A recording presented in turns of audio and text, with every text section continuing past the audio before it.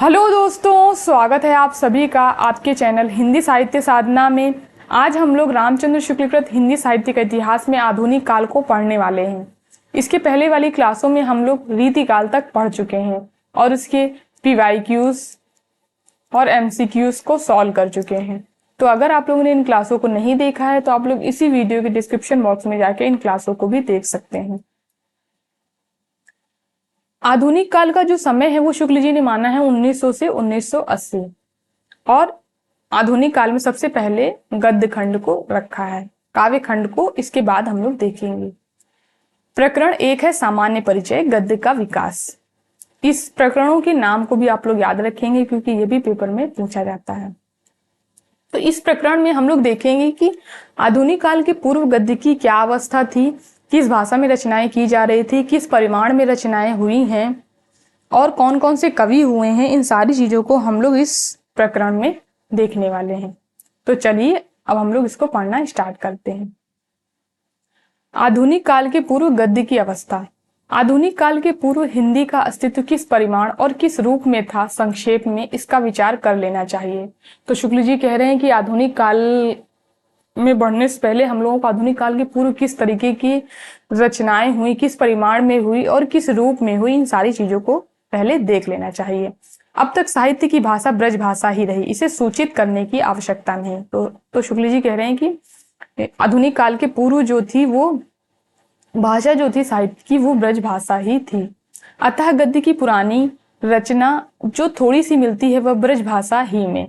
हिंदी पुस्तकों की खोज में हठ योग, ब्रह्म ज्ञान आदि से संबंध रखने वाले कई गोरखपंथी ग्रंथ जो हैं वो मिले हैं, जिसका निर्माण काल संवत 1407 के आसपास है।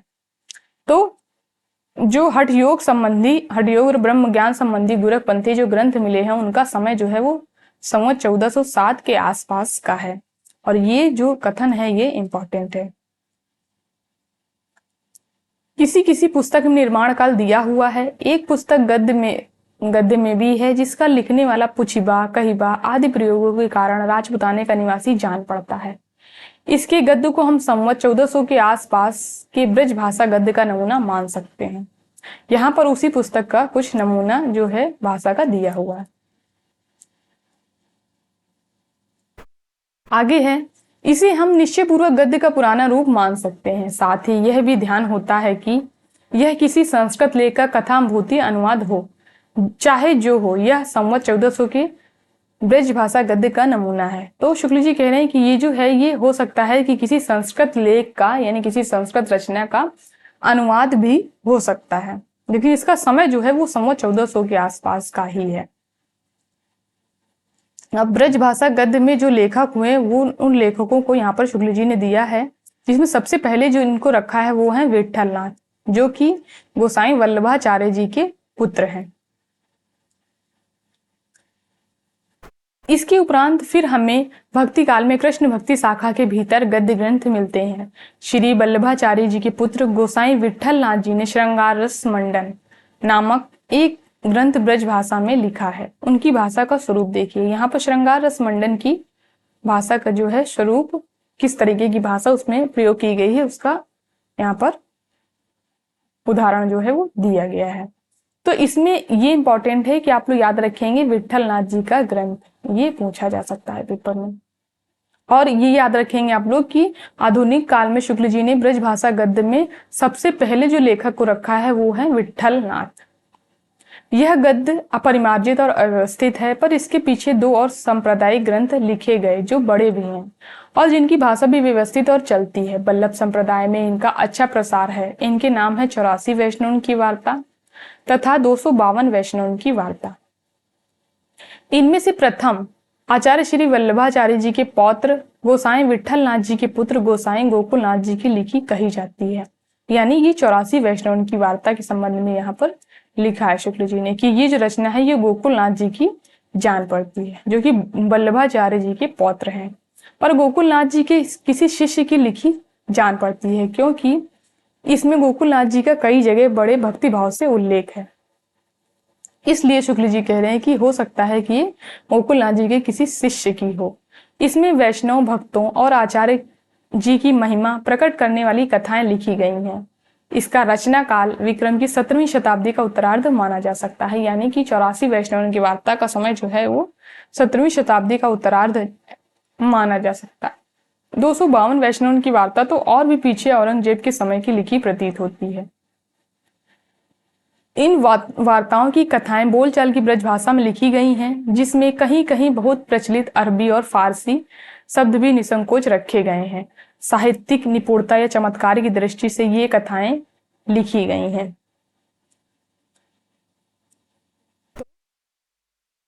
ये इंपॉर्टेंट है कथन, ये आप लोग याद रखेंगे।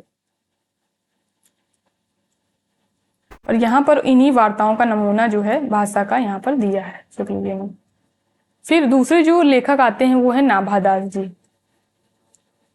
इन्होंने भी संवत 1660 के आसपास अष्टयाम नामक एक पुस्तक ब्रज भाषा में लिखी है, जिसमें भगवान राम की दिनचर्या का वर्णन है।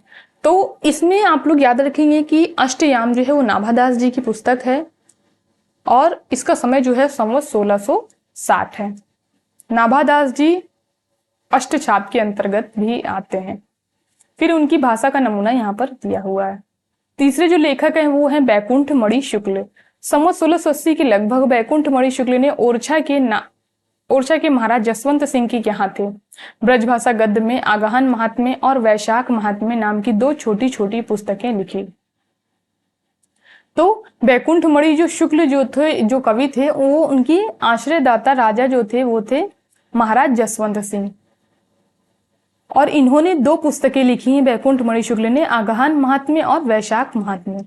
तो इन दोनों को आप लोग याद रखेंगे। फिर यहाँ पर इनकी भाषा का ये नमूना यहाँ पर दिया हुआ है। ब्रज भाषा गद्य में लिखा एक नाचिकेतोपाख्यान मिला है, जिसके कर्ता का नाम ज्ञात नहीं है। समय संवत 1760 के उपरांत है। तो नाचिकेतोपाख्यान एक ग्रंथ मिला तो है, लेकिन इसके जो लेखक है उसका नाम नहीं पता है। शुक्ल जी ऐसा लिख रहे हैं और समय जो है वो संवत 1760 के उपरांत का है। भाषा लेकिन इसकी व्यवस्थित है। फिर चौथे जो कवि आते हैं वो हैं सुरति मिश्र। इन्होंने संवत 1767 में संस्कृत से कथा लेकर बैताल 25 लिखी। तो ये पूछा जा सकता है पेपर में कि बैताल 25 सुरति मिश्र ने कहां से कथा लेकर लिखी है, किस भाषा से? तो संस्कृत से कथा लेकर के बैताल 25 को लिखा है, जिसको आगे चलकर लल्लू लाल ने खड़ी बोली हिंदुस्तानी में अनुवाद किया है। जिसका जयपुर नरेश सवाई प्रताप सिंह की आज्ञा से लाला हीरा लाल ने संवत 1852 में आईने अकबरी की भाषा वचनिका नाम की एक बड़ी पुस्तक लिखी है। भाषा इसकी बोलचाल की है, जिसमें अरबी फारसी के कुछ बहुत चलते शब्द भी भाषा के बहुत चलते शब्द भी हैं। नमूना यहाँ पर इसका दिया हुआ है भाषा का। इस प्रकार की ब्रज भाषा गद्य की कुछ पुस्तकें इधर उधर पाई जाती हैं, जिसमें गद्य का कोई विकास प्रकट नहीं होता। साहित्य की रचना पद में ही होती रही है। गद्य का भी विकास यदि आता तो विक्रम की शताब्दी के आरंभ में भाषा संवर्धनी बड़ी विषम समस्या उपस्थित होती। जिस धड़ाके के साथ गद्य के लिए खड़ी बोली ले ली गई, उस धड़ाके के साथ ना ली जा सकती। कुछ समय सोच विचार और वाद विवाद में जाता और कुछ समय तक 2 प्रकार के गद्य की धाराएं साथ साथ दौड़ती। फिर यहाँ से ये कथन इंपॉर्टेंट है शुक्ल जी का। अतः भगवान का यह भी अनुग्रह समझना चाहिए कि यह भाषा विप्लव नहीं संगठित हुआ, और खड़ी बोली जो कभी अलग और कभी ब्रजभाषा की गोद में दिखाई पड़ जाती थी, धीरे धीरे व्यवहार की शिष्ट भाषा होकर गद्य के नए मैदान में दौड़ पड़ी। तो ये जो कथन है ये इंपॉर्टेंट है। गद्य लिखने की परिपाटी का सम्यक प्रचार ना होने के कारण ब्रजभाषा गद्य जहां का तहां रह गया। प्रयुक्त वैष्णव वार्ताओं में उसका जैसा परिष्कृत और सुव्यवस्थित रूप दिखाई पड़ा, वैसा आगे चलकर नहीं। काव्यों की टीकाओं आदि में जो थोड़ा बहुत गद्य देखने में आता है था, वह बहुत ही अव्यवस्थित और अशक्त था। यानी कि जो ब्रज भाषा में जो रचनाएं की जा रही थी वो पद में ही की जा रही थी, गद्य में बहुत कम जो है वो रचनाएं की गई, और जो थोड़ा बहुत टीकाओं में जो गद्य मिलता भी है वो अव्यवस्थित है। उसमें अर्थों और भावों को संबद्ध रूप में प्रकाशित करने तक की शक्ति ना थी। ये टीकाएं संस्कृत की इत्यमरह और कथम भूतम वाली टीकाओं की पद्धति पर लिखी जाती थी। इससे इनके द्वारा गद्य की उन्नति की संभावना ना थी। भाषा ऐसी अनगढ़ और लद्दड़ होती थी कि मूल चाहे समझ में आ जाए पर टीका की उलझन से निकलना कठिन समझिए। विक्रम की 18वीं शताब्दी में लिखी श्रृंगार शतक की एक टीका की कुछ पंक्तियां यहाँ पर दी गई हैं। आगे बढ़कर संवत 1872 की लिखी जानकी प्रसाद वाली रामचंद्रिका की प्रसिद्ध टीका लीजिए, तो उसकी भाषा की भी यही दशा है, यानी उसकी भाषा भी अव्यवस्थित है। जानकी प्रसाद ने रामचंद्रिका की टीका लिखी है, ये आप लोग याद रखेंगे। इसी ढंग की सारी टीकाओं की भाषा समझिए। सरदार कवि भी हाल में हुए हैं। कवि पिया, रसिक प्रिया, सतसई आदि उनकी टीकाओं की भाषा और भी अनगढ़ और असंबद्ध है। सारांश यह है कि जिस समय गद्य के लिए खड़ी बोली उठ खड़ी हुई, उस समय तक गद्य का विकास नहीं हुआ था, उसका कोई साहित्य नहीं खड़ा हुआ था। इसी से खड़ी बोली के ग्रहण में कोई संकोच नहीं हुआ। तो ये कथन जो है ये इंपॉर्टेंट है। फिर खड़ी बोली का गद्य, वहां पर ब्रज भाषा का गद्य के संबंध में दिया गया था, अब खड़ी बोली का गद्य के संबंध में हम लोग पढ़ेंगे।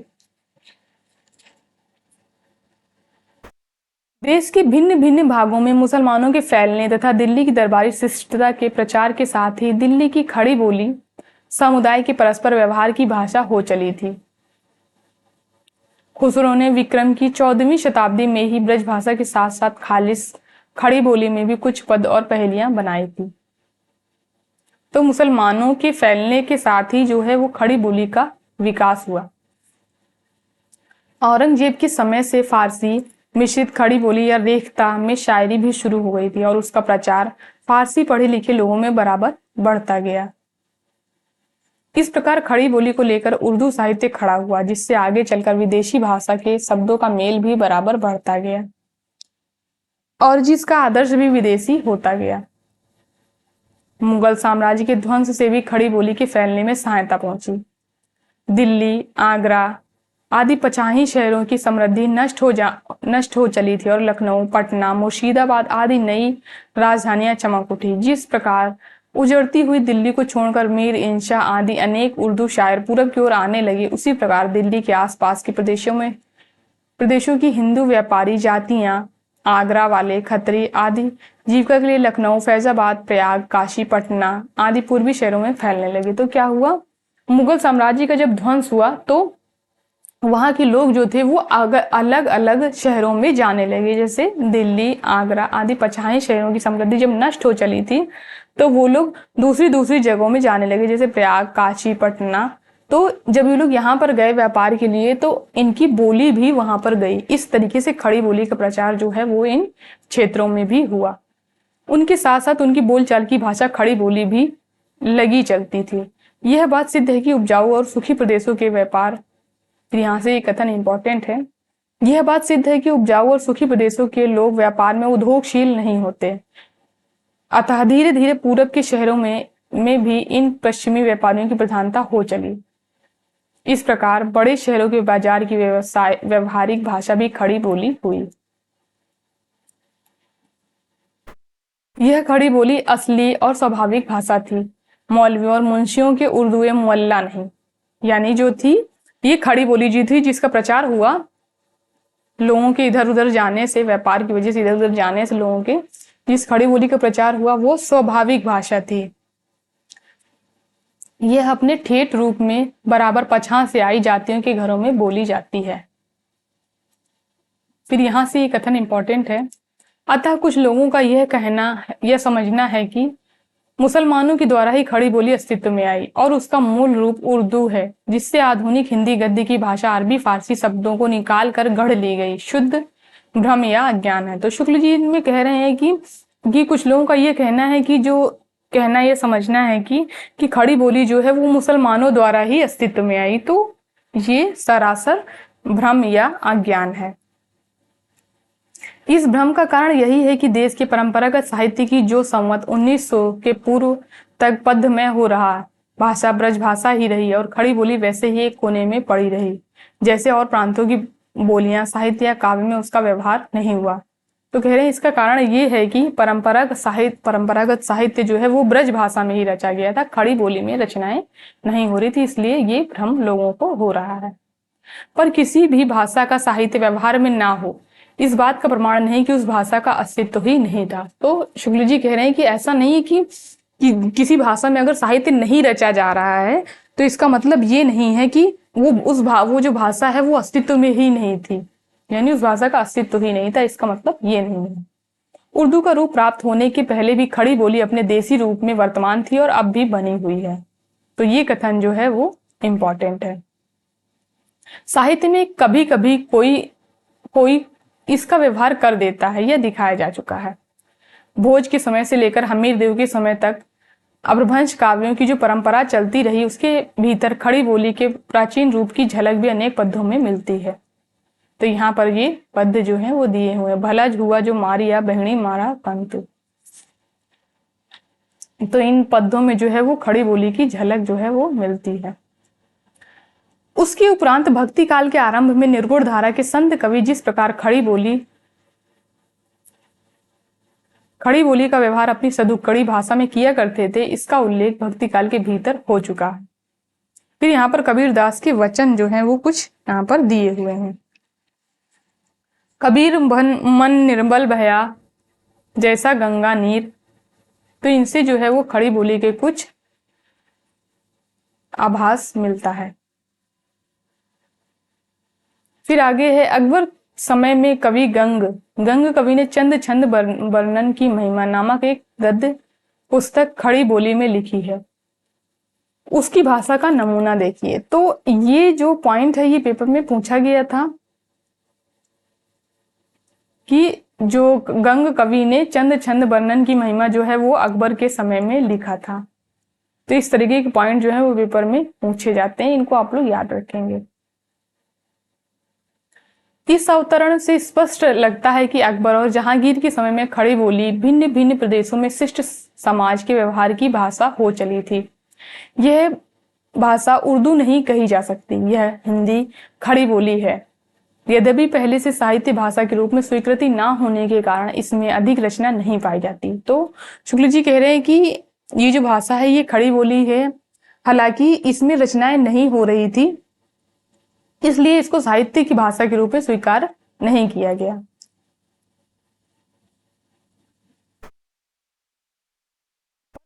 यह बात नहीं है कि इसमें ग्रंथ लिखे ही नहीं जाते थे।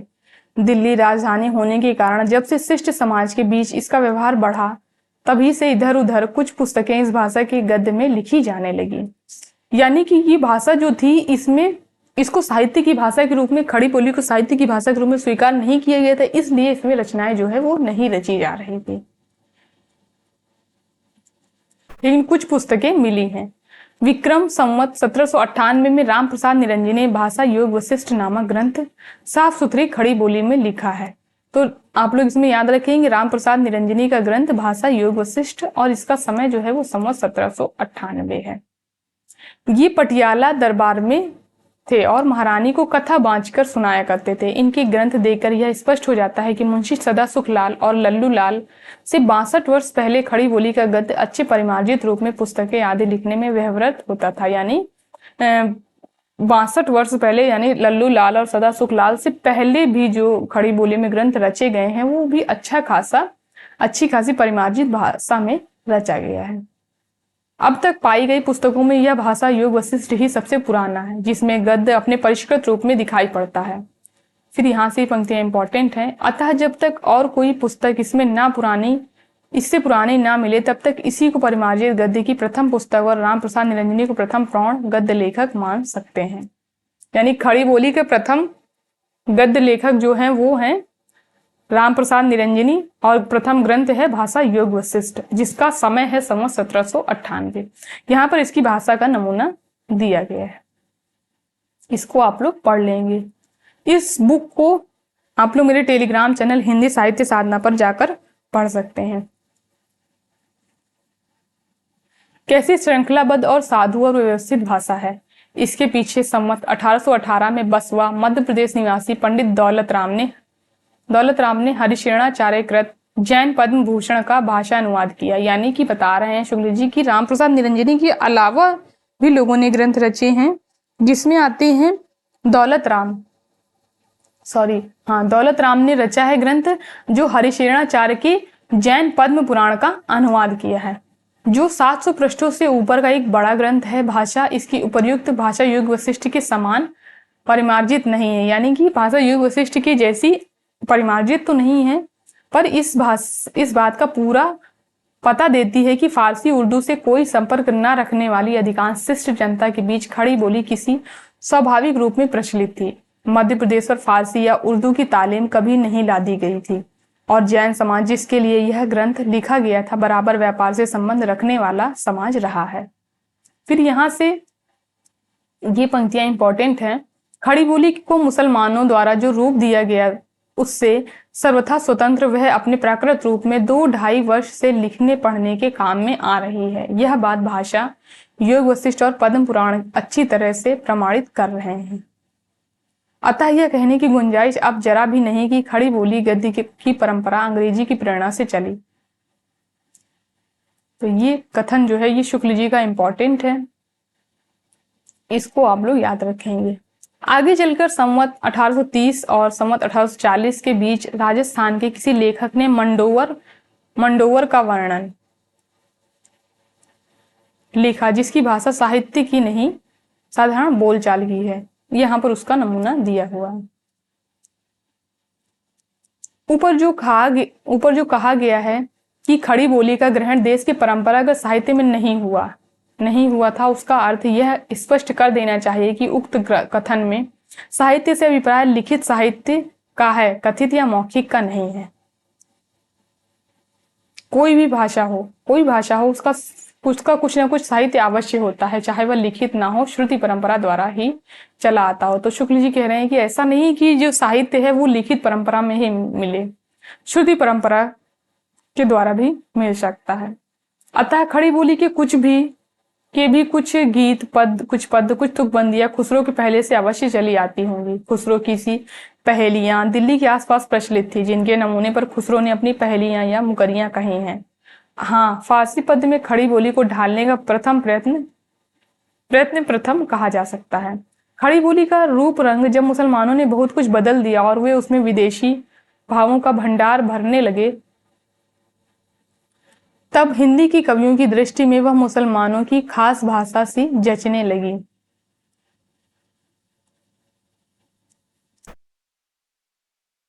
इससे भूषण, सूदन आदि कवियों ने मुसलमान दरबारों के प्रसंग में या मुसलमान पात्रों की भाषण में ही इस बोली का व्यवहार किया। पर जैसा कि अभी दिखाया जा चुका है कि मुसलमानों के दिए हुए कृत्रिम रूप में स्वतंत्र खड़ी बोली का स्वाभाविक देसी रूप भी देश के भिन्न भिन्न भागों में पछा के व्यापारियों आदि के साथ फैल रहा था, उसके प्रकार और उर्दू साहित्य के प्रचार से कोई संबंध नहीं।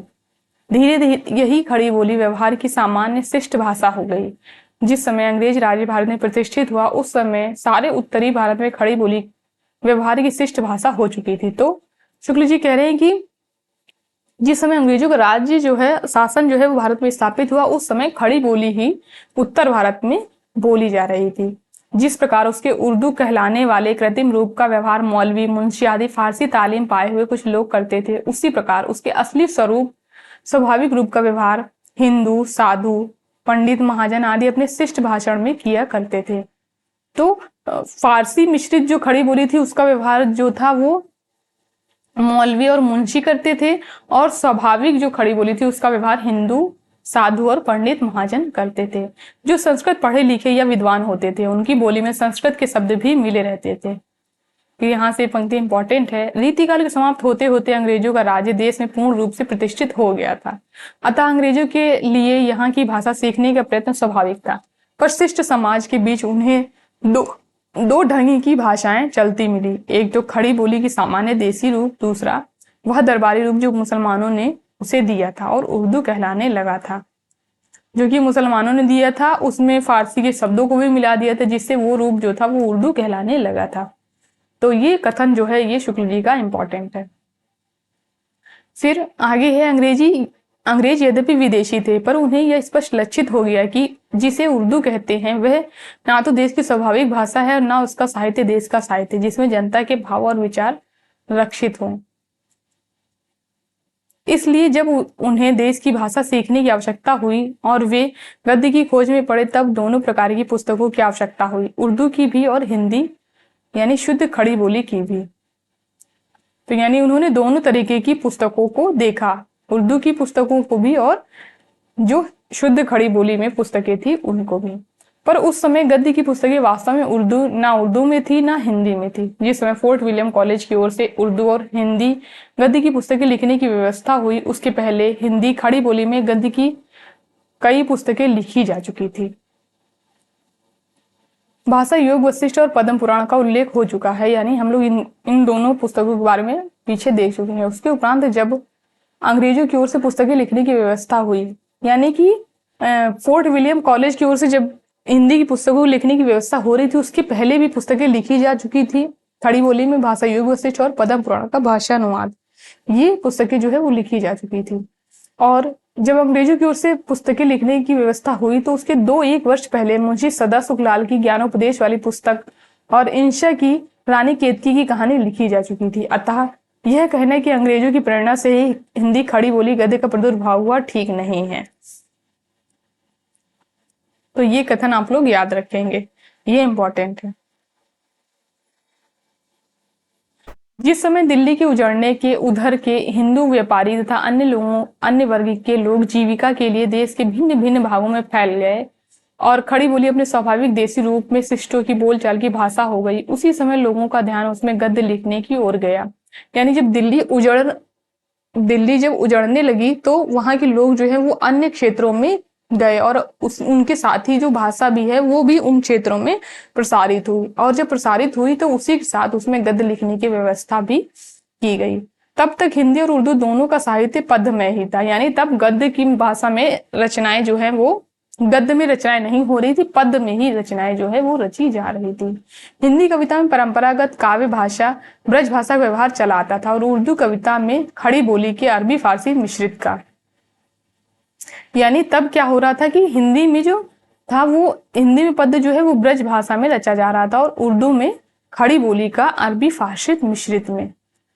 जब खड़ी बोली अपने असली रूप में चारों ओर फैल गई, तब उसकी व्यापकता और भी बढ़ गई और हिंदी गद्य के लिए उसके ग्रहण में सफलता की संभावना दिखाई पड़ी। इसलिए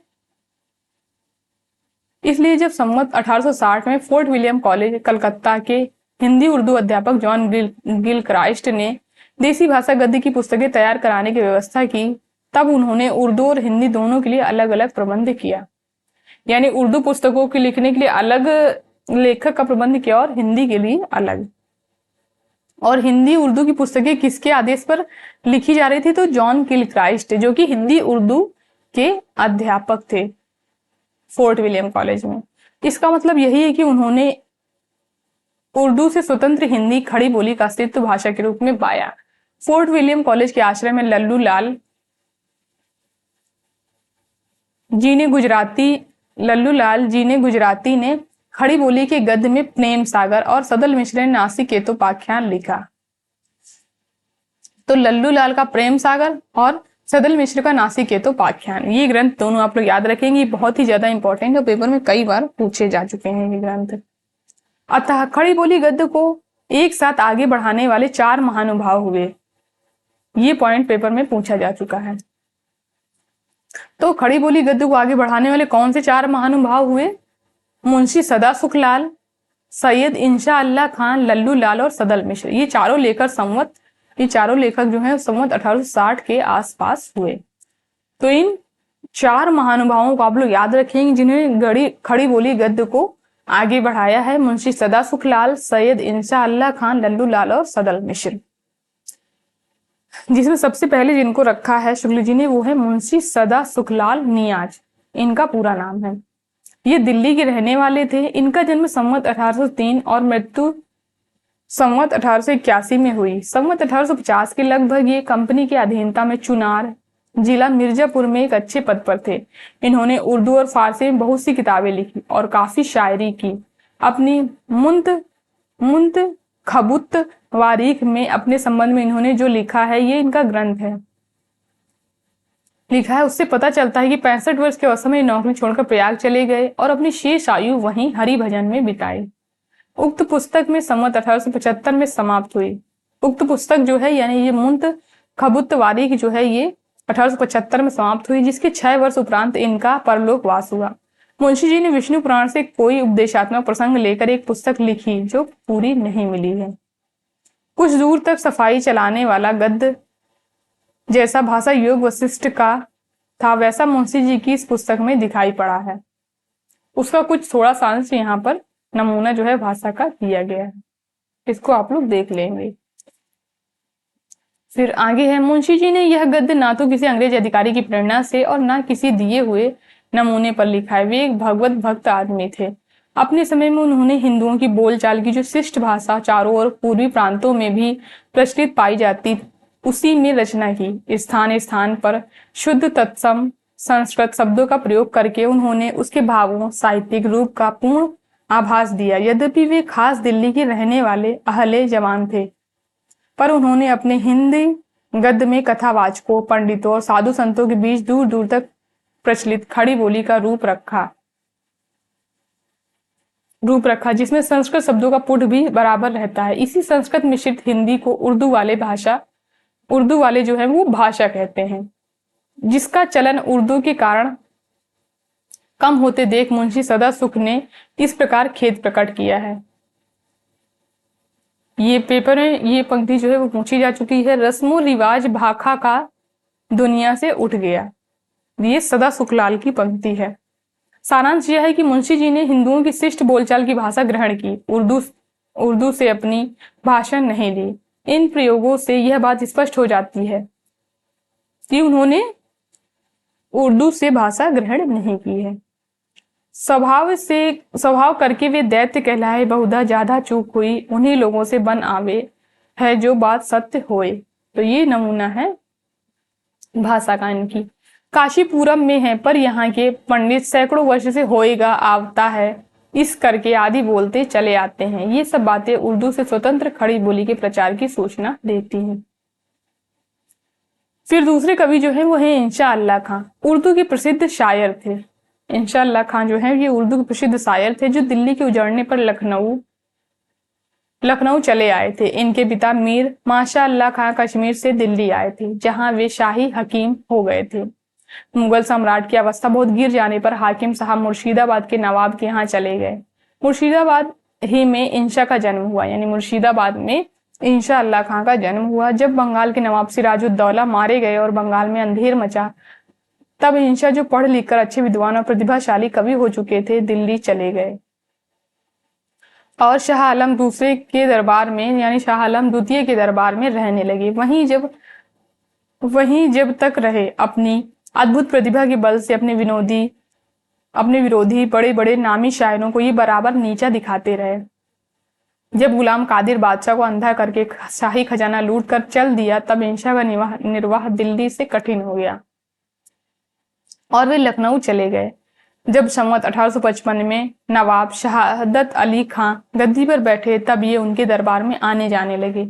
बहुत दिनों तक इनकी बड़ी प्रतिष्ठा रही, पर अंत में एक दिल्लगी की बात पर इनका वेतन आदि सब बंद हो गया। यानी एक दिल्लगी की बात इन्होंने बोल दी, जिससे इनका वेतन जो है वो सब बंद हो गया और इनकी जीवन का अंतिम भाग बड़े कष्ट में बीता। संवत 1875 में इनकी मृत्यु हो गई। इंशा ने, और यहाँ पर ये पंक्तियां इंपॉर्टेंट हैं, इंशा ने उदय भान चरित या रानी केतकी की कहानी संवत 1855 और 1860 के बीच लिखी होगी। कहानी लिखने का कारण इंशा साहब क्यों लिखते हैं, तो रानी केतकी की कहानी मुंशी इंशाअल्लाह खां, ये आप लोग याद रखेंगे। इस कहानी को लिखने का कारण लिख रहे हैं यहाँ पर कि एक दिन बैठे बैठे यह बात अपने ध्यान में चढ़ी कि कोई कहानी ऐसी कहिए जिसमें हिंदवी छुट और किसी बोली का पुट ना मिले, तब जाके मेरा जी फूल की कली के रूप में खिले, बाहर की बोली और गंवारी कुछ उसके बीच ना हो। तो ये जो है ये किस ग्रंथ के संबंध में मुंशी इंशाअल्लाह खां ने कहा है, तो रानी केतकी के संबंध में ये पंक्तियां जो हैं वो आई हुई हैं। अपने मिलने वालों में से एक कोई बड़े पढ़े लिखे पुराने धुराने डोंग बूढ़े गाग या खटराग लाए और कहने लगे, यह बात होते दिखाई नहीं देती, हिंदवीपन भी ना निकले और भाखापन भी ना हो, बस जैसे भले लोग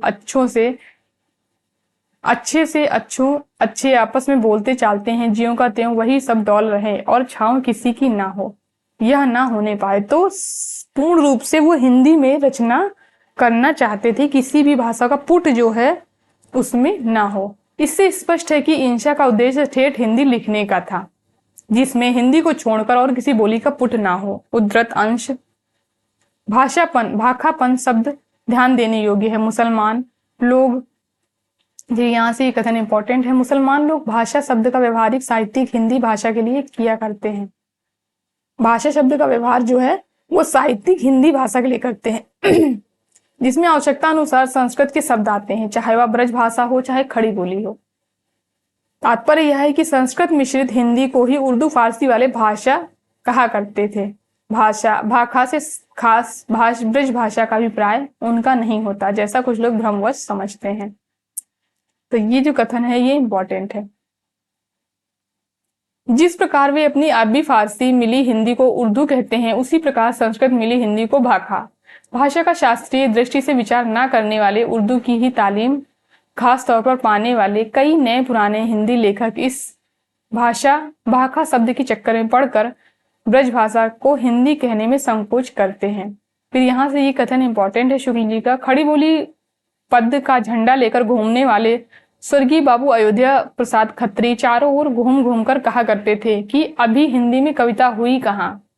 सूर, तुलसी, बिहारी आदि ने जिसमें कविता कही वह तो भाखा है, हिंदी नहीं। संभव है इस सड़े गले ख्याल को लिए अब भी कुछ लोग पड़े हुए हैं। तो ये जो कथन है ये शुक्ल जी का है।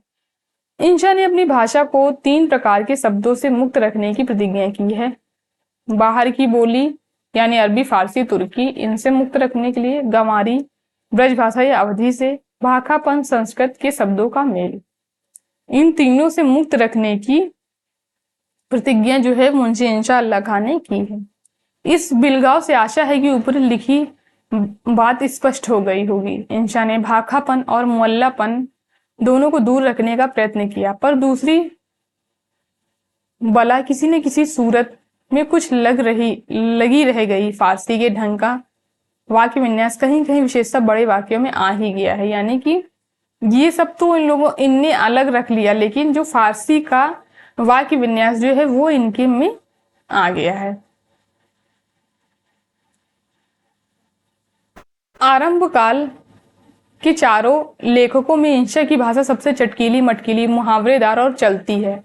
पहली बात यह है कि खड़ी बोली उर्दू कविता में पहले कुछ मंज चुकी थी, जिससे उर्दू वाले के सामने लिखते समय मुहावरे आदि बहुतायत से आया करते थे। दूसरी बात यह है कि इंशा रंगीन और चुलबुली भाषा द्वारा अपने लेखन कौशल दिखाना चाहते थे।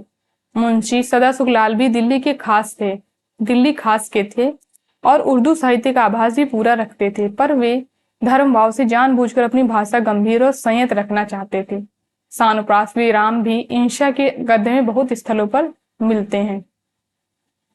तो यहाँ पर इनकी भाषा का नमूना जो है वो दिया हुआ है। इंशा के समय तक वर्तमान कृदंत या विशेषण और विशेष्य के बीच का समानाधिकरण कुछ बना हुआ था, जो उनके गद्य में जगह जगह पाया जाता है, जैसे आतियां जातियां जो सांसें हैं उसके बिना ध्यान यह सब फांसे हैं। तो ये मुंशी इंशा अल्लाह खान की पंक्तियां हैं। इन विचित्रताओं के होते हुए भी इंशा ने जगह जगह बड़ी प्यारी घरेलू ठेठ भाषा का व्यवहार किया और वर्णन भी सर्वथा भारतीय रखे हैं। इनकी चलती चटपटी भाषा का नमूना यहाँ पर दिया गया है। फिर तीसरे जो लेखक आते हैं वो हैं लल्लू लाल जी। ये आगरा के रहने वाले गुजराती ब्राह्मण थे। इनका जन्म संवत 1820 में और मृत्यु 1882 में हुई थी। संस्कृत के विशेष जानकार तो ये नहीं जान पड़ते, पर भाषा कविता का अभ्यास इन्हें था। उर्दू भी कुछ जानते थे। संवत 1860 में कलकत्ता के फोर्ट विलियम कॉलेज के अध्यापक जॉन गिलक्राइस्ट के आदेश से इन्होंने खड़ी बोली में प्रेम सागर लिखा, जिसमें भागवत दशम स्कंद की कथा का वर्णन है। तो प्रेम सागर में किसका वर्णन है? तो भागवत के दशम स्कंद की कथा का वर्णन है इसमें प्रेम सागर में। इंशा के समान इन्होंने ठेठ हिंदी लिखने का, यहाँ से ये पंक्ति जो है इंपॉर्टेंट है, इंशा के समान इन्होंने ठेठ हिंदी लिखने का संकल्प तो नहीं किया था, पर विदेशी शब्दों के न आने देने की प्रतिज्ञा अवश्य लक्षित होती है। यदि ये उर्दू न जानते होते तो अरबी फारसी के शब्द बचाने में उतने कृतकार्य कभी ना होते जितने हुए। तो ये देखिए आपसे पूछा जा सकता है कि किसके समान इंशा जो है वो ठेठ हिंदी लिखने का संकल्प तो नहीं किया था, तो लल्लू लाल जी के, सॉरी, इंशा के समान यहाँ पर लल्लू लाल जी की बात जो है वो की जा रही है। इसमें किसकी बात की जा रही है ये कथन देखिए आपसे पूछा जा सकता है, तो लल्लू लाल जी के संबंध में ये पंक्तियां जो हैं वो आई हुई हैं। बहुतेरे अरबी फारसी के शब्द बोलचाल की भाषा में इतने मिल गए थे कि उन्हें केवल संस्कृत हिंदी जानने वाले के लिए पहचानना भी कठिन था। मुझे एक पंडित जी का स्मरण है जो लाल शब्द तो बराबर बोलते थे, पर कलेजा और बैंगन शब्दों की म्लेच्छ भाषा, कलेजा और बैंगन शब्दों को म्लेच्छ भाषा की समझकर बचाते थे। लल्लू लाल जी अनजान में कहीं कहीं ऐसे शब्द लिख गए हैं जो फारसी या तुर्की के हैं, जैसे बैरक शब्द तुर्की का बैरक है, यानी जो बैरक शब्द है ये तुर्की भाषा का है, जिसका अर्थ है झंडा। प्रेम सागर में ये शब्द आया हुआ है। शिव जी की एक ध्वजा बाणासुर को दे के कहा कि इस बैरक को ले जाएं। ये प्रेम सागर की पंक्ति है। पर ऐसे शब्द 2 ही 4 जगह आए हैं। यद्यपि मुंशी सदा सुखलाल ने अरबी फारसी के शब्दों का प्रयोग ना कर संस्कृत मिश्रित साधु भाषा लिखने का प्रयत्न किया है, पर लल्लू लाल जी की भाषा से उसमें बहुत कुछ भेद दिखाई पड़ता है। मुंशी जी की भाषा साफ सुथरी खड़ी बोली है, पर लल्लू लाल की भाषा कृष्णोपासक व्यासों की ब्रज रंजित खड़ी बोली है। सम्मुख जाए, सरी नाय, सोई, भई, कीजय, निरख, लीजो ऐसे शब्द प्रयुक्त हुए हैं। अकबर के समय में गंग कवि ने जैसी खड़ी बोली लिखी थी वैसी खड़ी बोली लल्लू लाल ने भी लिखी है। दोनों की भाषाओं में अंतर इतना ही है कि गंग ने इधर उधर फारसी अरबी के प्रचलित शब्द रखे हैं, पर लल्लू लाल जी ने ऐसे शब्द बचाए हैं। भाषा की सजावट भी प्रेम सागर में पूरी है। विरामों पर तुकबंदी के अतिरिक्त वर्णन वाक्य भी बड़े बड़े आए हैं और अनुप्रास भी यत्र तत्र है। मुहावरों का प्रयोग कम है। सारांश यह है कि लल्लू लाल जी की काव्य भाषा गद्य भक्तों की कथा वार्ता के काम का ही अधिकतर है, ना नित्य व्यवहार के अनुकूल है, ना संबद्ध विचारधारा के योग्य। तो यहाँ पर प्रेम सागर की भाषा के नमूना जो है वो दिया गया है। लल्लू लाल जी ने उर्दू, खड़ी बोली, हिंदी और ब्रज भाषा तीनों में पुस्तकें लिखी हैं। तो किन किन भाषाओं में लिखी है? उर्दू, खड़ी बोली और ब्रज भाषा तीनों में लिखी है। ये संस्कृत नहीं जानते थे। ब्रज भाषा में लिखी हुई कथाओं और कहानियों को उर्दू और हिंदी गद्य में लिखने के लिए इनसे कहा गया था, जिसके अनुसार इन्होंने सिंहासन बत्तीसी, बैताल पच्चीसी, शकुंतला नाटक, माधोनल और प्रेम सागर लिखे हैं। तो लल्लू लाल जी के कितने ग्रंथ मिलते हैं? सिंहासन बत्तीसी, बैताल पच्चीसी, शकुंतला नाटक, माधोनल और प्रेम सागर। प्रेम सागर की पहले ही 4 पुस्तकें बिल्कुल उर्दू में है। इनके अतिरिक्त 1869 में इन्होंने राजनीति के नाम से हितोपदेश की कहानियां, जो कि पद्य में लिखी जा चुकी हैं, ब्रज भाषा गद्य में लिखी थी। माधव विलास, सभा विलास नाम से ब्रज भाषा पद्य के संग्रह ग्रंथ भी इन्होंने प्रकाशित किए थे। तो ये सारे ग्रंथ आप लोग याद रखेंगे कि ये लल्लू लाल के हैं। इनकी लाल चंद्रिका नाम की बिहारी सत्सई की टीका भी प्रसिद्ध है। तो ये पेपर में पूछी जा चुकी है। ये लाल चंद्रिका, ये बिहारी सत्सई की टीका है। इन्होंने अपना एक निज का प्रेस कलकत्ता में खोला था, जिसे ये संवत 1881 में फोर्ट विलियम कॉलेज की नौकरी में पेंशन लेने पर आगरे लेते गए। आगरे में प्रेस जमाकर ये एक बार फिर कलकत्ता गए, जहां इनकी मृत्यु हो गई। यानी कि जो इनसे पेंशन मिलती थी फोर्ट विलियम कॉलेज से, उसी से इन्होंने प्रेस खोला था। अपने प्रेस का नाम इन्होंने संस्कृत प्रेस रखा था। तो लल्लू लाल जी ने जिस प्रेस की स्थापना की थी उसका नाम क्या था? तो संस्कृत प्रेस उसका नाम था, जिसमें अपनी पुस्तकों के अतिरिक्त ये रामायण आदि पुरानी पोथियां की भी छापा करते थे। इनके प्रेसों की छपी पुस्तकों की लोग बहुत कदर करते थे। तो हम लोग आज का ये प्रकरण यहीं तक पढ़ेंगे और कल वाली क्लास में हम लोग इस प्रकरण को समाप्त करेंगे। तो आप लोग इसको रिवाइज जरूर कर लीजिएगा मेरे टेलीग्राम चैनल हिंदी साहित्य साधना पर जाकर। वहां पर इस बुक की पीडीएफ आपको मिल जाएगी, तो वहां से जाके आप लोग एक बार इसकी जो इंपॉर्टेंट कथन मैंने बताए हैं और जो रचनाएं बताई हैं उनको आप लोग रिवाइज कर लीजिएगा, यही पेपर में पूछे जाती हैं। और आप लोग कमेंट करके जरूर बताइए कि आप लोगों को ये क्लास कैसी लगी। धन्यवाद दोस्तों इस क्लास को लास्ट तक देखने के लिए। अगर क्लास पसंद आई हो तो लाइक करिए, शेयर करिए एंड हमारे चैनल को सब्सक्राइब करिए।